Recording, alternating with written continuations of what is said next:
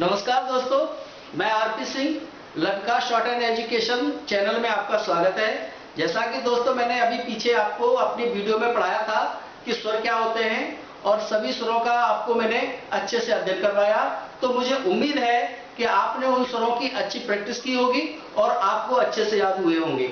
लेकिन जब आप स्वर लगा रहे होंगे तो आपको एक समस्या आती होगी, जो तीसरे स्थान का स्वर है वो जब आप तीसरे स्थान पे किसी भी व्यंजन रेखा पे लगाते होंगे तो वहां पर ये आपको पता नहीं चल पाता होगा कि जिस व्यंजन रेखा पर वो स्वर लगाया है वो तीसरे स्थान का है या अगली वाली जो व्यंजन रेखा है उसके बिफोर साइड के फर्स्ट प्लेस का है।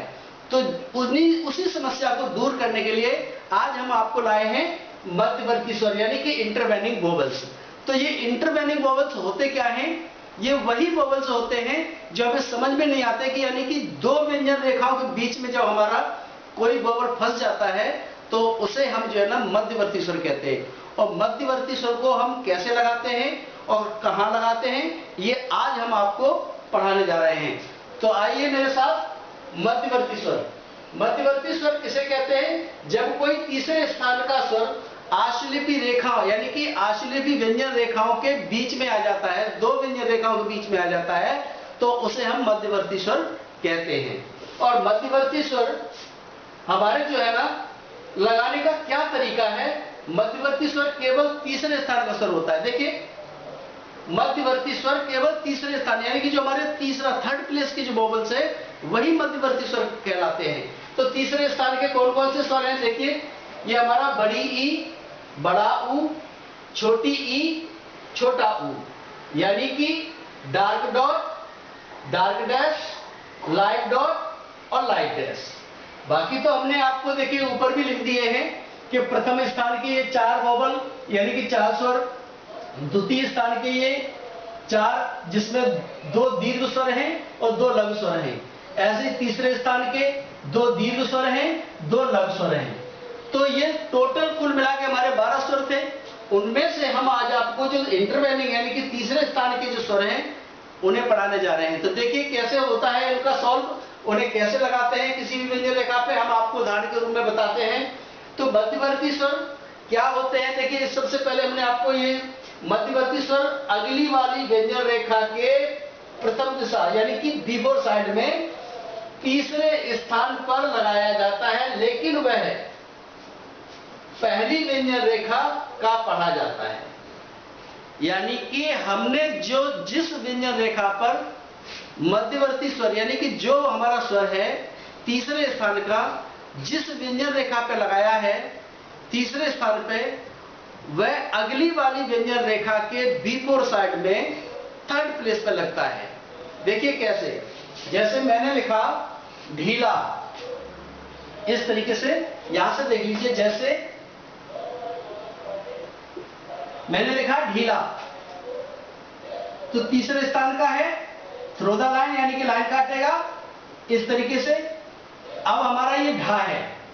अब देखिए, हमने अगर यहां लगाते हैं ये स्वर तो ये हमें पता नहीं चलेगा कि जो स्वर हमने यहां लगाया है वो ढा का तीसरे स्थान का है या जो हमने ये ला बनाया है उसके बिफोर साइड के फर्स्ट प्लेस का है। तो क्या व्यवस्था की गई है कि अगले वाली व्यंजन रेखा के अगली मीन्स इस ला पे बिफोर साइड इसकी ये है, देखिए ला की ये आफ्टर साइड है, तो बिफोर साइड में थर्ड प्लेस पे लगेगा। कहां लगेगा? थर्ड प्लेस पे। तो पढ़ा इसका जाएगा। लेकिन तो हमने यहां पर डार्क डॉट यानी कि बड़ा स्वर है ई, बड़ा ई, तो हमारा यहां पे लगेगा। अब ये हमारा लिखा गया धी ला। अब ला के लिए पहला स्थान देखिए यहां पर आ, तो ये हमारा हो गया इस ढा का ई और ये हमारा ला का आ हो गया पहले स्थान पर, तो ये हो गया हमारा ढी ला। इस तरीके से ढी ला। इसी तरीके से आगे है ची ला। तो देखिए, हमने ई की मात्रा होने की वजह से तीसरे स्थान का स्वर है, लाइन कटेगी और इस तरीके से सेम वही कंडीशन, ये चापे यानी कि यहां लगेगा तो हमें पता नहीं चलेगा। अब जो व्यंजन हमारा जो स्वर हमारा यहाँ फंस जा रहा है, यहाँ पे अगर हम यहाँ तीसरे स्थान का चापे लगाएंगे ना तो ये बीच में फंस रहा, पता नहीं चलेगा कि ये स्वर कहां पर लगा है। इसी को इंटरवेनिंग कहते हैं। तो इंटरवेनिंग वोवेल क्या कहता है कि अगली वाली व्यंजन रेखा के बी फोर साइड में थर्ड प्लेस पर लगेगा। तो यहां पे लगेगा, देखिए चीला, इस तरीके से। ये आ का स्वर है, ये ई का स्वर है, लेकिन ये ई का स्वर किसका है? चा का है। आगे वाला देखिए इसी तरह झील लिखना है। क्या लिखना है? झील। तो झा जो हमारा देखिए यहां से इस तरह से कटेगा ही, और इसी के साथ ला, लेकिन यहां पर लगेगा। और यहां पर आ का इसलिए नहीं, अगर आ का वोवल होता है, जैसे इस पे ला आ का वोवल है, लेकिन खाली ला है, तो हम इसमें कोई स्वर नहीं लगाएंगे, केवल ला पढ़ा जाएगा। लेकिन झा का हमारा ये तीसरे स्थान का स्वर पढ़ा जाएगा, झील। इसी तरीके से मील, इस तरीके से देखिए कहां लगेगा? मां का स्वर तीसरे स्थान का यहां लगेगा जाके, मील। इसी तरीके से हमारा लिखना है मीना। तो देखिए मीना में हम ये लाइन पर ही लिखेंगे, लाइन नहीं काटेंगे, क्योंकि जब दो हॉरिजॉन्टल स्ट्रोक्स यानी कि दो समतल व्यंजन रेखाएं एक साथ आती हैं, या तीन व्यंजन रेखा एक साथ आती हैं, और उस पर तीसरे स्थान का अगर कोई स्वर रहता है, तो हम उसे न तो लाइन के ऊपर लिखते, न लाइन पे, लाइन पर ही लिखते, थ्रू द लाइन नहीं लिखते। थ्रू द लाइन तब लिखेंगे जब कोई समतल व्यंजन रेखा के बाद ऊपर जाने वाली कोई व्यंजन रेखा आती है, तब जाकर के हम उसे थ्रू द लाइन लिखेंगे। तो हमने लिखना है मीना। तो देखिए लाइन पर ही लिखा जाएगा इस तरीके से। लेकिन इस मां का तीसरे स्थान का स्वर हमें कहां लगाना पड़ेगा? मी, यानी कि ये, और ना का पहले स्थान का यहां, ये हो गया हमारा मी ना। इसी तरीके से मीरा, देखिए हमने यहां मीना लिखा, अब हम मीरा लिखते हैं। तो मीरा में क्या करेंगे? हम थ्रू द लाइन करेंगे, क्योंकि मां के बाद हमारा रा जो है ना ऊपर जाने वाला है, तो ये थ्रू द लाइन हो जाएगा। इस तरीके से देख लीजिए, हमने यहां पे लिखा मीरा, मीरा का मतलब ये थ्रू द लाइन होगा, रा ऊपर को जाएगा इस तरीके से। और इसका वोवल यहां लगेगा जाकर के, और इसका यहां पर, यानी कि ये आ का वोवल है और ये ई का वोवल है। वो ई का वोवल है, लेकिन पड़ा किस पे जा रहा है? मां पे, ठीक है ना। तो इसी तरीके से इन्हीं को हम इंटरवेलिंग वोवल कहते हैं। इसी तरीके से आप खीरा भी लिख सकते हो। तो खा इस तरीके से, और रा हमारा इस तरीके से बनेगा, देखिए ऐसे, ये कट के हमारा खा बन गया। लेकिन इसका 1 2 3 यहां होना चाहिए था, लेकिन यहां ना लग करके कहा जाएगा अगली वाली व्यंजन रेखा के बी फोर साइड में। तो ये हमारा हो गया खी। अब रा पे आ का स्वर चाहिए था ऐसे, तो ये हमारा हो गया खी रा। इसी तरीके से कील, गीली, कील लिखना, देखिए कील। तो ये का कहां पर लगेगा जाके? यहां पर, ये कील हो गया। और इसी के साथ साथ जैसे हमें गीली लिखना है, क्या लिखना है? गीली, गीली। तो देखिए ऐसे, ये गा लाइन काटेगा, ला ऊपर को जाएगा, तो गी ये हो गया। और ली के लिए हमने तीसरे स्थान पे, यानी कि इस पे भी तीसरे स्थान का गी ली, ये दोनों ही तीसरे स्थान के स्वर हैं, इस पे भी और इस पे भी। तो दोनों कहां लगेंगे जाके? ये हमारा गा है, इसका भी ये तीसरे स्थान पे लगेगा जाके अगले वाले व्यंजन रेखा के, और ये अपने इस पे भी लगेगा जाके यहां पर, यानी कि उसके आफ्टर साइड में, जो कि ला पे ई की मात्रा बनेगी, इस तरह गीली। तो बच्चों आपने जो है ना ये देखा होगा कि जो हमारा तीसरे स्थान का स्वर है, यही इंटरवेलिंग वोवल से होता है। और इस वोवल को हमने क्या करना होता है कि अगली वाली व्यंजन रेखा के बी फोर साइड में थर्ड प्लेस पे लगाना होता है। तो ये तो हमारा ई के वोवल्स हुए जो हमने आपको पढ़ाए।